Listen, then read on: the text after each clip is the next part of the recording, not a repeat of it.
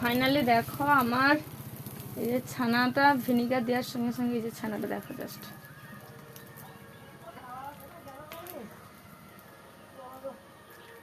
ছানাটা কত সুন্দরভাবে কাটিয়েছে।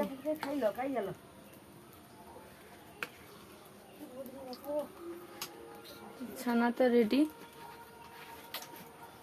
এবারে একে ভালো করে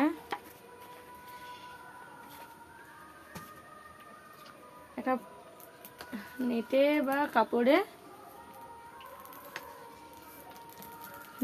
কাপড়ে ভালো করে ঢেলে জল দিয়ে ধুইয়া একটু কোনো একটা সমতল জায়গার উপরে রেখে একটা থালা হোক কি গামলা হোক যাই হোক চাপি করে তার উপরে একটা ভারী জিনিস চাপি দিলে বেশ গোল টাইপের একটা তৈরি হবে।